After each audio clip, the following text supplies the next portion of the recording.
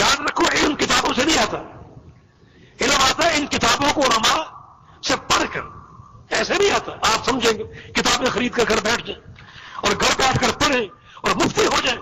ایسے مفتی اللہ کی خلق کو گمراہ کر کے جو مرضی سے پڑھتے ہیں، مرضی کا سمجھتے ہیں اور مرضی کے فتوے دیتے ہیں. علم تو ایک نور ہے جو سما پر قائم ہے. رسول اللہ صلی اللہ علیہ وسلم کا فرمان ہے کہ یہ علم تسمعون منی، تم مجھ سے سنتے ہو، تم سے آگے لوگ سنیں گے، ان سے آگے لوگ سنیں گے، اور یہ سننے کا سنانے کا سلسلہ قیامت تک قائم رہے گا. مبارک ہے وہ شخص جو علم کے سما سے جڑ گیا، منسلک ہو گیا، اس لائن میں آ گیا جس لائن کے پہلے سرے پر امام الانبیاء محمد رسول اللہ صلی اللہ علیہ وسلم.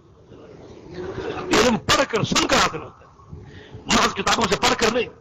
کتابیں پڑھیں لیکن علماء سے پڑھیں تاکہ وہ صحیح علم آپ سمجھ سکیں جو قرن بعد قرن جو ہے ان کتابوں کے ذریعے ان علماء کے سینوں میں منتقل